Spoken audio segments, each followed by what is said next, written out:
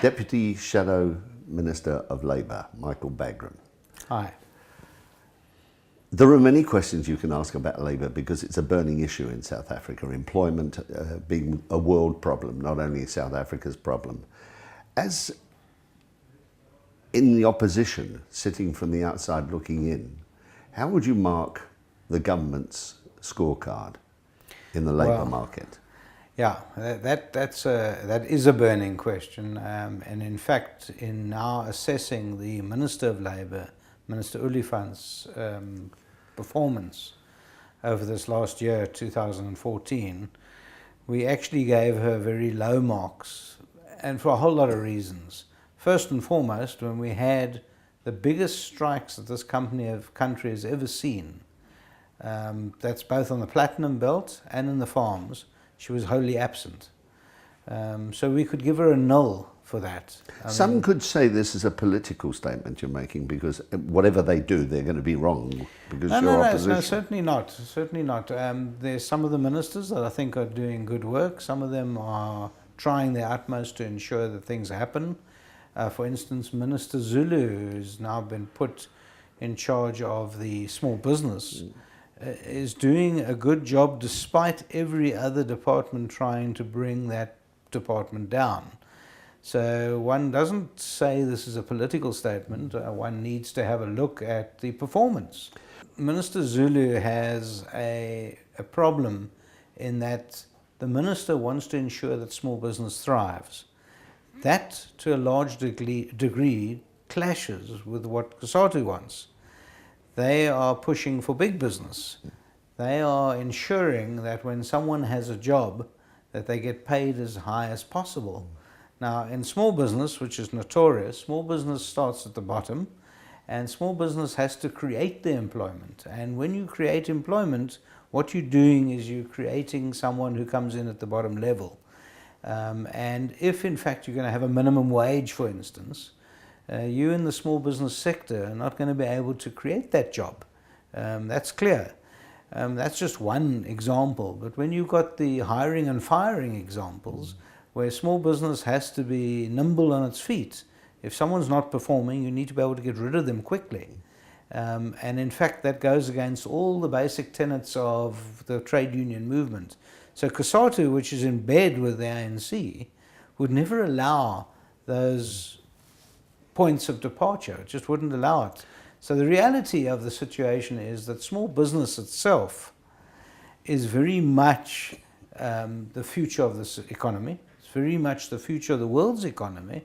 And yet, when you have government intervention, it is the handbrake to the development of small business. Doesn't COSATU, if we're using COSATU as the catalyst here, look upon corporations as being the funding of their workers, the funding of the economy, the funding of government, and therefore too much emphasis is put on corporations and the rest is neglected? Yeah, well, there are a whole lot of reasons. And a wrong concept is taken. Tony Ehrenreich, for instance, as almost a manic desire to destroy any form of corporation. My thesis is slightly different to that. It's slightly different on the basis of the unions are selfish. Unions are a business today. They're businesses. And their income comes from how many members they get. Yeah, but they don't suffer when they go on strike. No, not, although the union itself does, not the union officials. They keep drawing their salary, but the union suffers because people can't pay you can't have the deduction off your wages if you're not getting wages. So people don't pay their disbursements to the union whilst they're on strike. So the union does in effect suffer, but the officials themselves still draw their salary. But let's just have a look at it. If you have a household that employs one person, a domestic worker, and you have a factory that employs 5,000 people, where's the union going to try and target? Obviously the factory, it's easy for them. You can't target the household that has one person, which is effectively a small business. So if I run the corner cafe around the corner here, I'm going to employ 3 people making hot dogs and cleaning and help serving customers. Those 3 people. For a union to try and involve itself there doesn't pay. It just doesn't pay. So small business is not the future of the unions at all. So what you're saying, they're selfish. Well, of course, but then so would you and I be. A union is a business. If I'm running a business and I'm going to look to see where the low hanging fruit is, it's not small business. Unfortunately, you and I are different in the sense that we're looking at the future of South Africa. We're not looking just at the business of the trade union movement, and you can't. And that's why, as the opposition, I need to have a look and see what is best for the country. What would you do if you were the minister today? I would How would you correct this situation? I would do a whole lot of things, and it Let's depends go. which minister, but let's go. The first thing I'd do is I'd create exemptions for small business. I'd create exemptions for a small business, for instance, that employs less than 10 people. When you talk about exemptions, are we talking tax exemptions or are we talking draconian rules? Now, I'm talking draconian rules. First, what I would do is have a look at the international experience, which I've had a look at. I've just come back from Germany, for instance. And I would say to small businesses, all right, you're going to get exemptions when you're under 10 people. Let's have a look at exemptions from the bargaining councils, from the hiring and firing practices. Let's look at exemptions from, for instance, minimum wages. And let's look at ways and means of being able to create your business without the handbrakes that I keep talking about. So the first thing is the hiring and firing. Let's establish the one rule. You believe that the labour laws today are draconian. Yes. Intensely draconian. But not all of them. I'm not looking to go back to the sweatshop. I'm certainly not looking to it. And Or I the think abuse of the worker on the farm. Absolutely. Absolutely. We just had a series of that we've gone through. Yes, we Was have. there abuse? And there is abuse. Yes, in every single business you're going to find abuse. But our laws are there. We don't have to make them tighter and tighter. What we do need is we need more inspectors. The laws are there. If there's abuse, you have an inspector, you report it, and you then deal with it. You don't condemn the entire farming community, for instance, because one farmer has beaten up a labourer. What you do is you have an active trade union. That active trade union will have a shop steward. That shop steward will then in turn report it to the Department of Labour. The Department of Labour should have an inspector. That inspector should in turn then prosecute that farmer, and then you will have a solution. But no, the trade unions are lazy, the shop stewards aren't reporting it. What we open up a newspaper, I look at the newspaper and I say, there's been an enormous amount of abuse in the farming community. What have the trade unions been doing? Why aren't they prosecuting individual farmers? To have this blanket statement across the board and to say there's abuse, that doesn't help anyone. That depresses you and I. What we've got here is a trade union movement that's lazy. And when I'm saying lazy, and I point fingers at them first, because their people are not keeping silent. Their members don't keep silent. If Joseph on the farm gets beaten up, he's going to tell his fellow workers.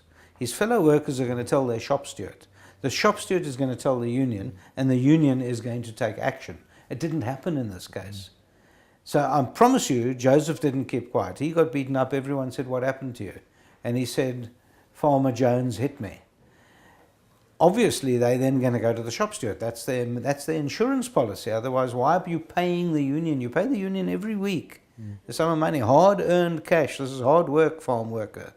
And when they pay over 30 Rand a week to a union, they want to see results. So I can promise you the workers didn't keep quiet. But why do the workers accept this? I don't know. Is it lack of education, lack of understanding, fear? What is it? No, it's not lack of education. It's not fear.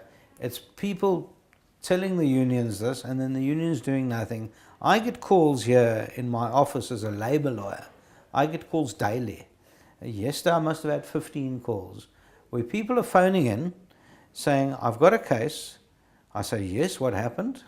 A perfect example, this morning someone phoned me at 8 o'clock this morning as I walk into the office and said he's got a case, he was fired 2 years ago. I said, and what's happened?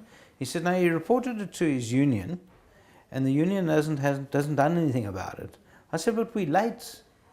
What can we do now? I've got to apply for condemnation or whatever. I said, the only action you've got now is to sue the trade union. You can't even sue your employer anymore because the trade union has dropped you like a ton of bricks. And all I hear on the phone is, oh gosh, I thought that. And I said, but why didn't you take action? Why didn't you say something? I don't think I would continue paying my union fees don't if think I someone would. dropped me. But of course there is pressure. There's peer pressure. There's group pressure, obviously, that comes in this. Political pressure? And maybe political. I'm not so sure, actually. You know, we No. all see a politician under a bush. We'll leave that to the old gnats. I think at the end of the day, even the ANC doesn't have that power to put political pressure. You talked about just having visited Germany. Let's look at the German situation, a country absolutely decimated and destroyed by a world war. And look at it today. The powerhouse of Europe financially, economically, whichever way you want to look at it. Aye. Why? Why? Because the people worked hard. No minimum wages, like the Pacific Tigers. Aren't we demanding too much from a new country? Well, yes. I mean, we've come out of our teens. We're already 21 years old, so we should be adults today. We can't keep blaming what happened 21 years ago. That we can't do. And we've had 21 years. That's a white man saying that, they'll say. Well, yes and no. It's not. Never mind a white man. I'm hearing this from one of my mentors, Herman Mashaba, who talks to me daily and tells me that he built up his business during the height of apartheid and he thrived. Why? Because he didn't have the handbrakes that you see today. Are you condoning apartheid? No, I'm not condoning it. What I'm saying is, and in any way, what I'm saying is that the party then saw that the Afrikaner needed that help, that push up. And what did they do? They saw the Afrikaners were poor. They saw that they were starting small businesses, and they gave them all the help in the world. Shouldn't the ANC be giving black business all the help in the world? Shouldn't the ANC look at it and say, our people are poor? Our people are struggling. They need to start businesses. The only way they're going to do it is we give them some slack. Give them the help, the push-up. To do this, Michael, there's got to be trust with the white man again. And can you ever see that coming? Sure. I mean, I'd be hurt if I was a black person. Yeah, no, but I can see that trust, because let's take a small black business. A small black business today, and that happens to be the majority of my client base as an attorney. Small black business today knows what they want. They need to get expertise. They don't care, and I don't quite frankly care where I get the expertise from. If it comes from a white person, a yellow person, a black person, or a brown person, as long as I get that expertise. Who is opening small businesses today? It's not the white man. It's the black man that's opening the small business. He needs that help, and I'm desperate to see him succeed. We don't need 5 million new jobs in South Africa today. We need 1 million small black businesses.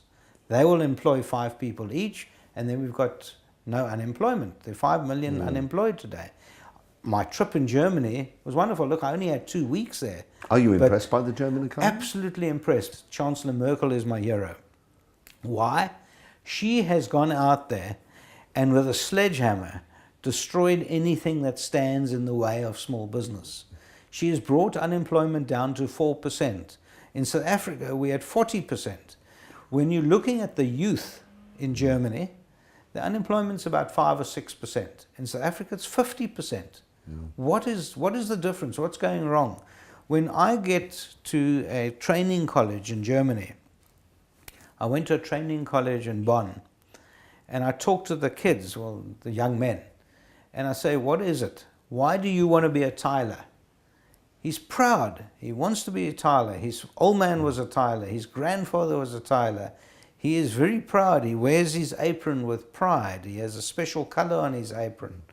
And when I talk to a South African young man, he doesn't want to be a tiler. He says, I want to be a lawyer or a businessman or a tenderpreneur. I want to earn millions. But I don't hear that from the German youth. So it is a mindset that we're talking about. The other thing is the government's going full steam ahead in Germany to help everyone who wants to put up a business. They give you the training. They don't charge you for the education. They take all the red tape away. You can go and get a business registered today in Germany in 3 days. In South Africa, it can take you months. In Mauritius, which is our neighbor, in Mauritius, you can get a business registered in 6 hours. Everything, chop, chop, done. There's your business. You go ahead. here all your paperwork and whatever. Now you can imagine when I want to go down the road here and go and get my passport, I can wait for months before I get it. And that's me with a big mouth. So one needs to take away that red tape.